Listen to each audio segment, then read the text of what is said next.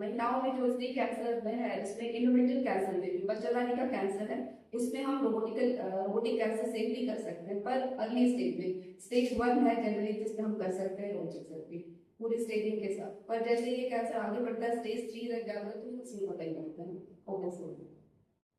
अभी एक साल में जो सर्जरी हुआ है सर, सबसे ज्यादा किस चीज का हो?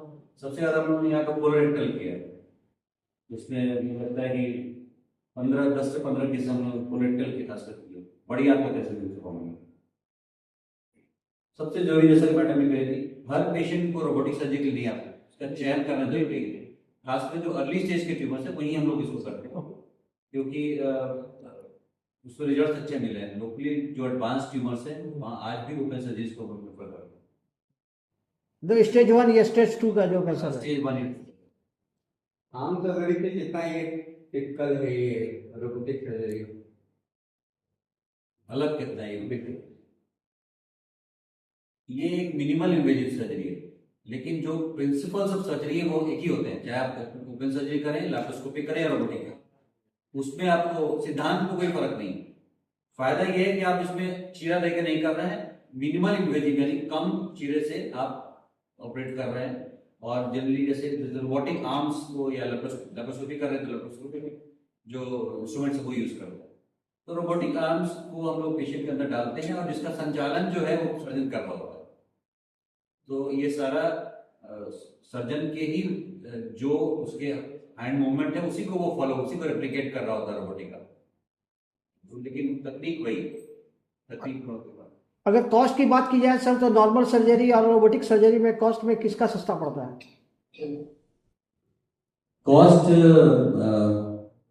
ऑब्वियसली रोबोटिक सर्जरी का ज़्यादा पड़ता है, लेकिन उसको कम कैसे कर, कॉस्ट को कैसे आगे बढ़ सकते हैं? 2 तरीके से कॉस्ट कम होता है, जैसे जैसे अवेलेबल होता जाएगा और इसका कॉस्ट कम हो रहा है। दूसरा मैंने बताया कि इंडियन वर्जन भी आप लोग इस्तेमाल कर रहे हैं। इंडियन वर्जन जो यहाँ बना हुआ है स्वदेशी जो वो है, जैसे सही मंत्र का इस्तेमाल हम कर रहे हैं, तो कॉस्ट ऑब्वियसली नियरली 1/3 है। सर्जरी मशीन रोबोटिक जो उपकरण उसका भी, तो उसके बाद जरूर सर्जरी का भी कम हो गया है। और दूसरा ये कॉस्ट आप कम करते हैं जल्दी पेशेंट को डिस्चार्ज करके। अगर किसी पेशेंट को 2-3 दिन कम रहने की जरूरत पड़ती है हॉस्पिटल में, तो चार्जेस कम हो जाते हैं, तो उसकी प्रोडक्टिविटी भी ज़्यादा है। कोई घर चला जाता है और अपने काम पे वापस चला जाता है तो रहता है। तो ओपन सर्जरी करते हैं, महीने भर पेशेंट को बड़ा चीरा लगा, 1 महीने का रिकवर नहीं हो पा रहा है, और आप रोबोटिक सर्जरी कर रहे हैं हफ्ते भर के अंदर, 5-7 दिन के अंदर patient normal near normal feel करता है। हो सकता है 10वें दिन से वो अपना काम करने वापस चला जाए, तो वो 20 दिन का उसका एडवांटेज। तो ये कहने का मतलब है कि ज़्यादा प्रोडक्टिव लेबर दे सकते हैं, तो वहाँ आप कॉस्ट को पिकअप कर लेते हैं।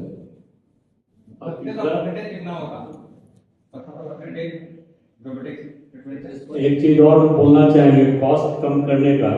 आजकल हमारा जो इंडियन वर्जन है वो पहले ही यूजेबल सामान देने लगे हैं। वो एक सामान को आप कई बार यूज कर सकते हैं, जिससे वो कॉस्ट जो है डिफरेंट पेशेंट में, अगर 5 केस कर रहे हैं एक आर्म से, तो एक आर्म का कॉस्ट 5 मरीज पर डिवाइड हो गया।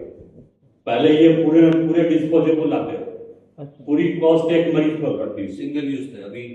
अब जो है हमारे इंडियन वर्जन में ये रीयूजेबल लाने लगे, इससे कॉस्ट कम करने का एक तरीका ये हुई है।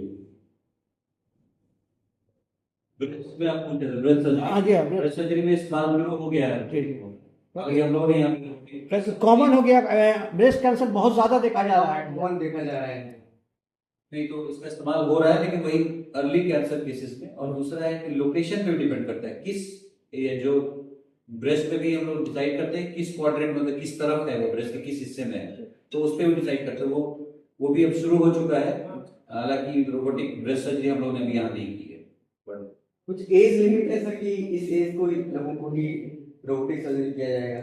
एज का कोई लिमिटेशन नहीं है, लेकिन हाँ अगर जो एल्डरली पेशेंट है अगर हर तरह से ठीक है, मॉर्बिडिटी ज़्यादा नहीं, कोमोर्बिडिटी जैसे कि मतलब लंग का कोई ज़्यादा प्रॉब्लम नहीं, लंग और हार्ट का, तो फिर हम उसको ले सकते हैं रोबोटिक सर्जरी के लिए। गायनी कैंसर्स में एक और इम्पॉर्टेंट रोल है इसका वल्वल कैंसर में।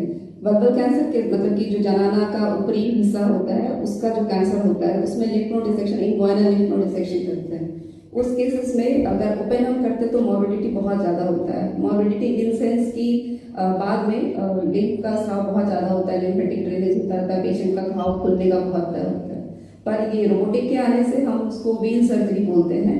विंडोज को मतलब रोबोटिकली हम उसको स्पेस क्रिएट करके लिम्फ नोड डिसेक्शन करते हैं, तो उसमें बहुत बड़ा इंसिजन का जरूरत नहीं होता, तो पोस्ट ऑफ मॉर्बिडिटी बहुत कम हो जाती है पेशेंट की। तो वैसे ये सारे रोबोटिक और मिनिमल इन्वेसिव सर्जरी में होता है। लिम्फ नोड डिसेक्शन के बाद मॉर्बिडिटी पोस्ट ऑफ थोड़ा कम होता है ओपन से। इन वर्षों में पेशेंट्स को यहाँ से बाहर जाने की जरूरत नहीं, किसी भी तरह की सर्जरी हो इंक्लूडिंग रोबोटिक। तो जितने भी कॉम्प्लिकेटेड केसेस हैं, हमारी जो टीम ऑफ डॉक्टर्स बहुत अच्छे हैं। तो मुझे लगता है कि बाहर जाने की आवश्यकता नहीं है। रोबोटिक सर्जरी के लिए मुख्य केंद्र बनेगा इस तरफ। और एक चीज और कहना है कि कैंसर के अलावा बहुत सारी सर्जरियां जो कॉम्प्लिकेटेड है वो रोबोट के थ्रू हो रही है, खास करके यूरोलॉजी में, जीआई सर्जरी में बहुत कॉम्प्लिकेटेड, बहुत मॉर्बिडिटी है, तो लेप्रोस्कोपी से आसानी से हो जाता है, क्योंकि इसका विजन, एक्सेस और मैनिपुलेशन बहुत आसानी से, बहुत मेटिकुलसली होता है।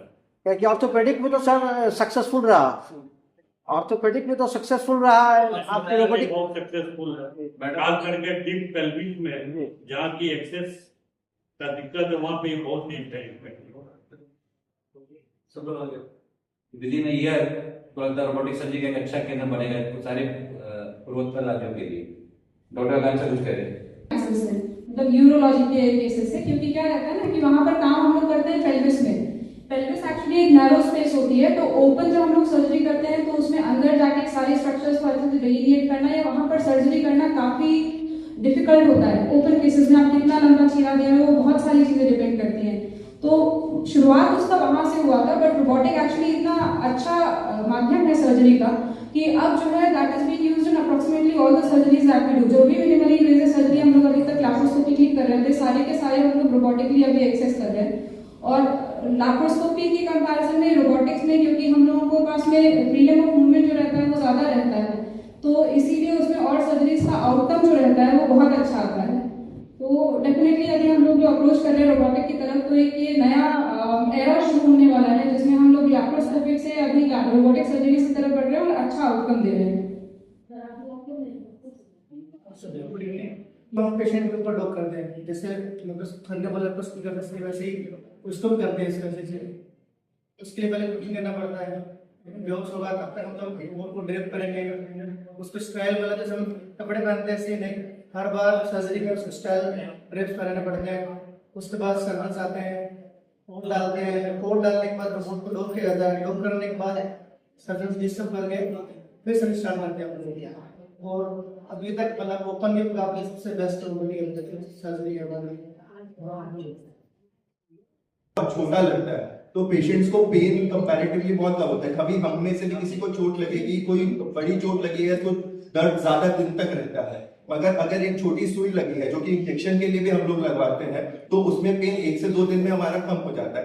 सिमिलरली यहाँ पे बहुत छोटा इंसिजन है तो पेन बहुत कम रहता है। तो अब जब पेन कम है तो हमें एडवांस मेथड्स जो कि हमें पेन कम करने के लिए देते हैं वो हम लोग नहीं यूज करते, तो वहां पे भी हमारा कॉस्ट इफेक्टिवनेस आती है और पेशेंट जल्दी से जल्दी घर जा सकता है, वो तो ऑलरेडी सर आपको बताया। तो पेन के लिए के लिहाज से भी अगर देखा जाए तो इसमें बहुत बड़ी एडवांटेज है।